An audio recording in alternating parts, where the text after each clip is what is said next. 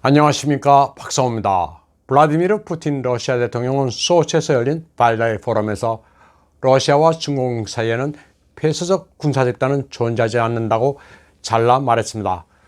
또한 중국과 군사 동맹을 맺을 계획도 없다면서 이에 대한 모든 억측들은 근거가 없는 것이라고 밝혔습니다.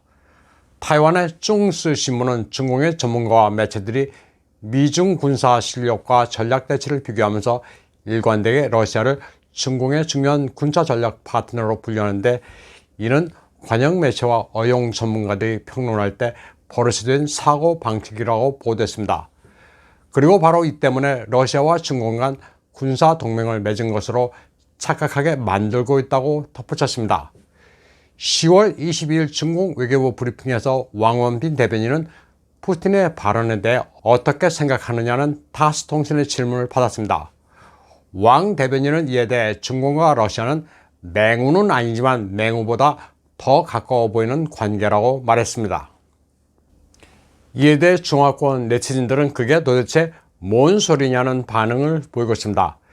양국이 맹우가 아닌데 맹우보다 더 친하다니, 그런 부부가 아닌데 부부보다 더한 사이라는 게 무슨 의미냐.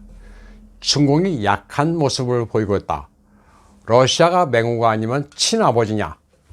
후시진도 이번에는 견강부회하기가 쉽지 않을 것 같다는 의견을 쏟아냈습니다. 중국과 긴 국경선으로 마주하고 있는 러시아는 인구가 적은 연해주 지역에 중국인이 몰려들까 잔뜩 경계하고 있습니다. 특히 중국이 하이선웨이라고 부르는 블라디보스톡에 중국이 눈독을 들일까 신경을 쓰고 있습니다.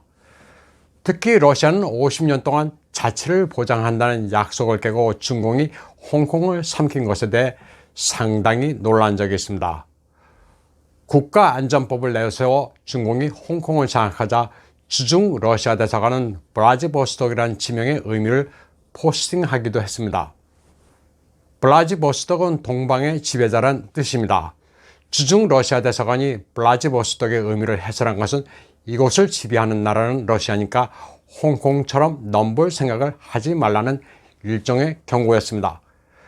푸틴이 시진핑과 영상회담을 하고 목린-우호 합작 조약을 5년 갱신해주면서 내민 조건이 바로 이 점이었습니다. 쌍방은 상대방에 대해 영토 요구를 하지 않는다는 조항으로 중공의 야심에 쐐기를 박은 겁니다. 중공 외교부 대변인 왕원빈은 올해가 중러 목린-우호 합작조약 서명 20주년이라고 말했습니다.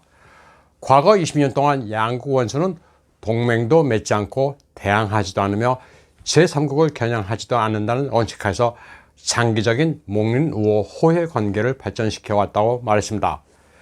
여기서 목린-우호 합작이라는 명칭을 정확히 해석해야 합니다. 이는 화목한 이웃의 우호 합작이라는 뜻입니다. 화목한 이웃이라는 것의 기본 전제는 서로 건드리지 않는 겁니다. 다시 말해 지금 러중의 국경선을 존중한다는 의미가 내포되어 있습니다. 한국에서 잘 안 쓰는 단어라고 해서 멋대로 목린을 빼버리고 우호협력조약이라고 그 말이 그 말 아니냐고 번역하면 원래 의미가 희석됩니다. 러시아와 중국의 해군은 일본 근해에서 연합 군사훈련을 벌였습니다.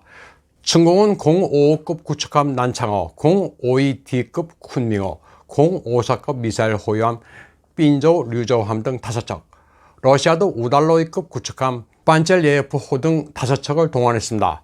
구축함 탑재 헬기도 뜨는 바람에 일본 자유대 전투기가 긴급 출격해 감시 비행을 했다고 야마자키 고직 자유대 통합 막류장이 밝혔습니다.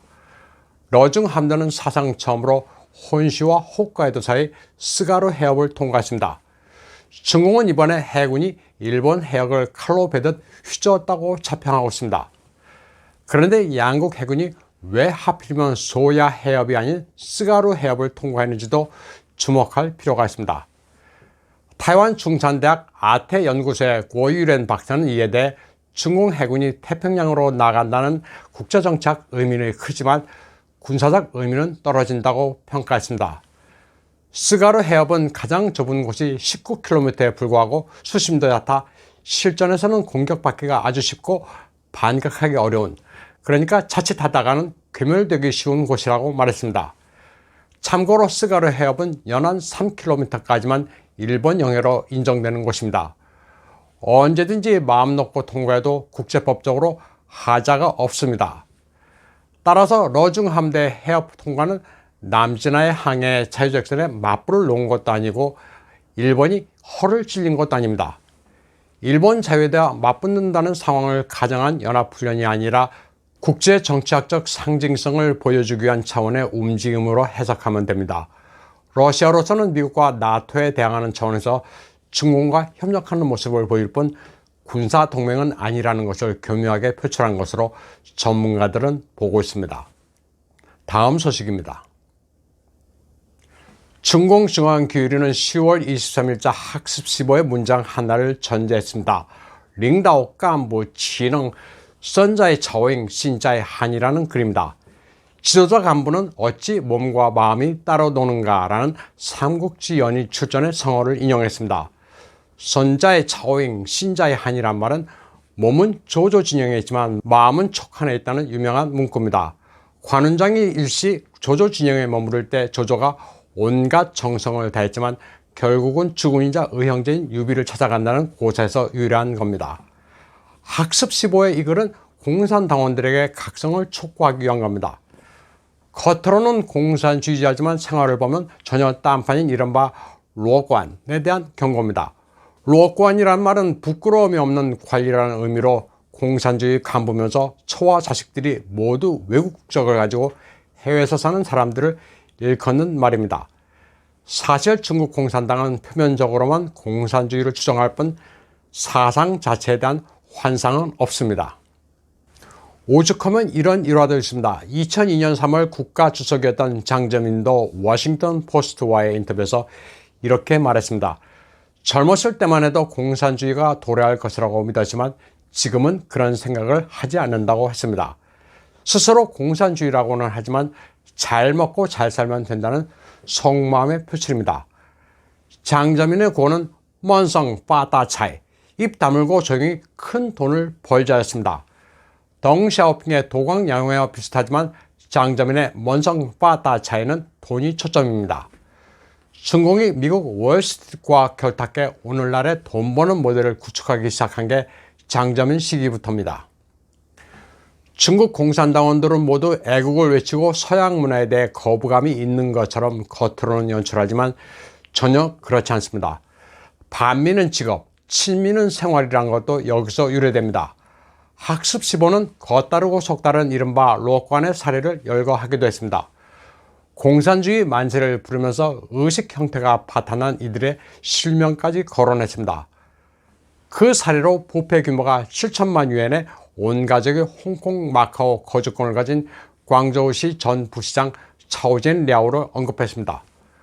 또 내몽고 자치구의 국방과학공업반 전 주임 원민은 부패 혐의로 18년형을 선고받았는데 해외로 돈을 빼돌려 호주에 유학하고 있는 딸에게 멜번의 주택을 사줬다고도 했습니다. 또 전 철도부 운수국 국장 짱수광은 낙마하고 난 뒤 처자식이 해외 이민을 갔다는 사실이 폭로되기도 했다고 학습 15는 전했습니다. 시진핑도 이런 행태를 꾸짖은 적이 있습니다. 어떤 간부는 신념이 흔들려 배우자와 자식들을 이민 보내고 돈도 국외로 빼돌렸다. 이는 언제든 배에서 뛰어내려 탈출할 준비를 하고 있는 거라고 말하기도 했습니다. 시진핑은 2013년 8월 19일 전국 선전 사상 공작회의 연설에서도 이런 얘기를 했습니다. 공산당 간부들 가운데 어떤 이는 막시즘을 비판하고 조롱하면서 유행 따라 가는 것이다. 공산주의는 허무맹랑한 환상이라고 여기는 이들도 있다고 시진핑은 비판했습니다. 시진핑의 이런 생각은 지금 공산당원들에 대한 군기잡기로 그대로 나타나고 있습니다. 충성을 서약하게 하면서 고위직, 하위직 할 것 없이 감시와 관리를 강화하고 있는 추세입니다. 공산당원까지 집단 탕핑으로 나자빠지는 현상을 방지하기 위해 안간힘을 쓰고 있습니다.